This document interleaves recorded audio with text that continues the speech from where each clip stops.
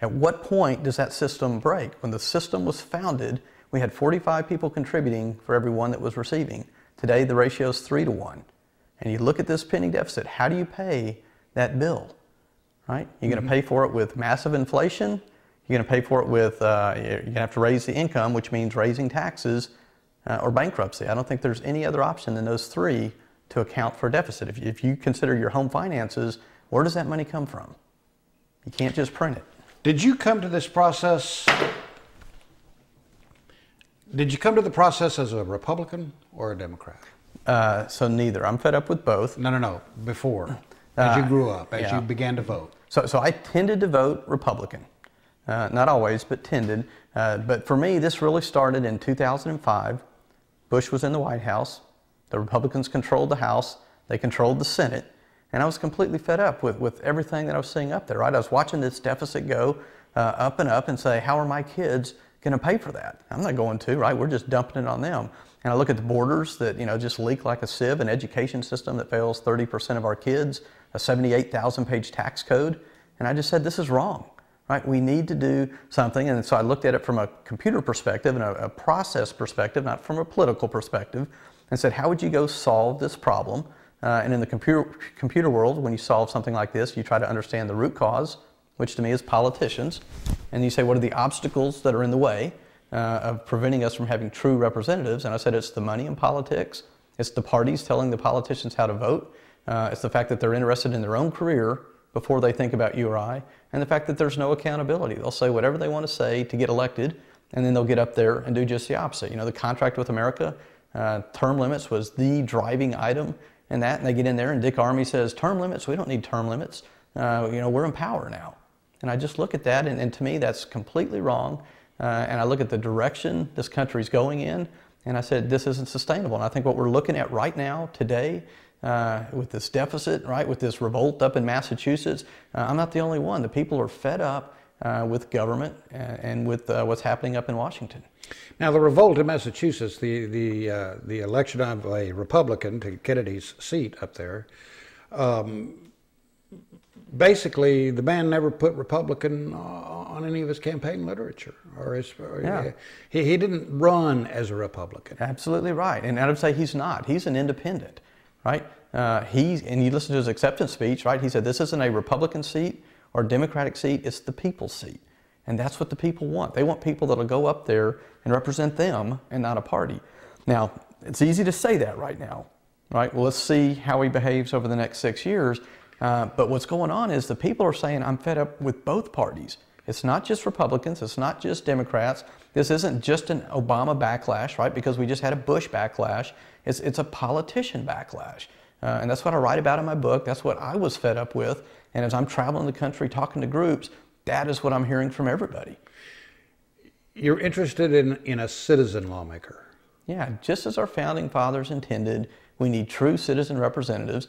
And the GO process, and that's what it is a process, is a way to elect people just like you or the viewers here, right, to choose who can go represent them. The questions are a starting point so that I can understand what you believe, right, what your philosophies are on all of these key issues. I don't expect bills to come up that'll match those questionnaires, but based on the way you answer those, I get a really good feel for how you're going to vote on key issues when you're up there. And talking through you through this GO selection process, I'll get to know you pretty quick, and I'll understand, do I trust you? Do you represent my views? And would I vote for you? Right? And that's not what happens today, right? Think of how these folks get selected and put on the ballot today. Somebody like John Carter, right? He's a judge here in Williamson County. He's part of the Good Old Boy Network. They place him in there. Now he's been up there for 6 or 8 or 10 years. He had the gall this summer to say at one of his town halls that only God or his wife will term limit him. That's complete arrogance, right? It's like, no, Mr. Carter, I think the people are going to term limit you. But not with a Democrat. No, in Williamson County. A Democrat will never win in Williamson County. If you're going to beat Carter in this current process, you would have to beat him in the primary when only 2 or 3% of the people come to vote. And we know these things are so gerrymandered, the system is so rigged, the incumbent wins 95% of the time for a reason. That's happened for the last 24 years, right? And that's what the people are saying wrong. They have a congressional approval rating in the teens, yet 95% of these folks get reelected. And that's what we're out to change. Doesn't that point to some stupidity on the part of the electorate? So what I think it points to is a rigged system.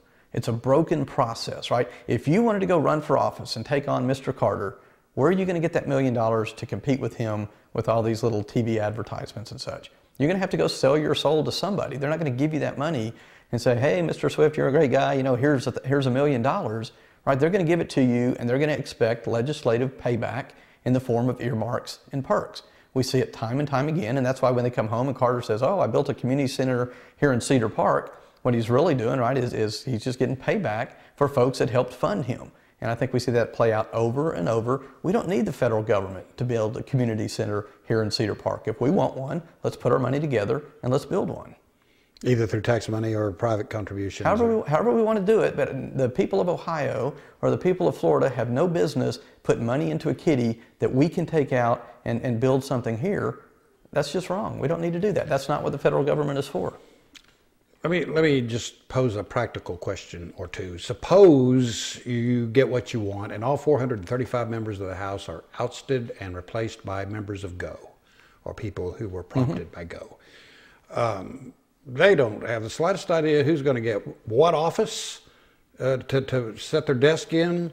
No idea about the way Congress works, no idea about the committee system, no particular idea about the oversight responsibilities of Congress. You're going to have a bunch of rookies up there.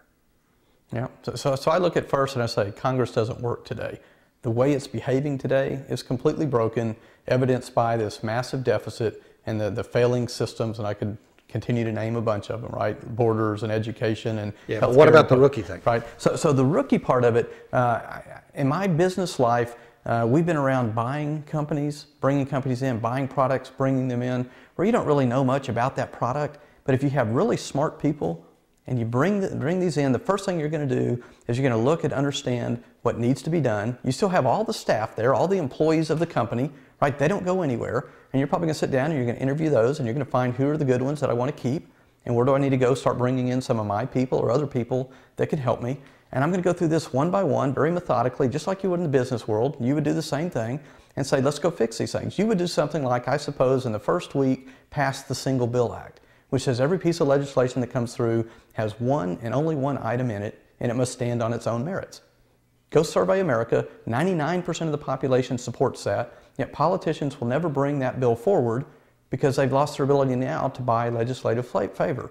They would go through and they would vote on things like the fair tax or a balanced budget amendment or whatever it is that they've declared they support, and they'll push those forward. The workings, the inner workings of government, that's not what the representatives do. That's what the staff does. They'll lead those through, but if we can put somebody like you in office, right, if you rise to the top of this system, you're going to be a quality individual, highly competent, great intellect, and you'll sit down and you'll figure that out. And I think that's what our founding fathers intended when they created this government. Let's send true citizen representatives to Washington, Philadelphia at the time, right, to represent us and do the work of the people. But if you're buying a company, you may intend to have it for the long haul, for 10, 15, 20 years. You have time to make those changes. You elect 435 rookies to Congress, 2 years later, they're going to be gone.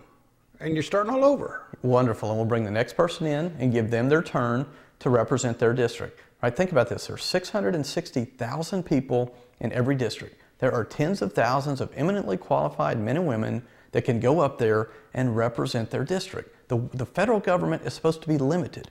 Everything about the creation of our country, the Constitution, says limited. And I think what you'll see these men and women, when they get up there, do is they'll start disassembling this massive federal government. The data that we see shows things like the Federal Department of Education would be dissolved probably in the second week. This presumes that basically the right political spectrum would wind up in power. I mean, look, there are plenty of liberals in this country, and they're going to be sending GO members up to Congress as well.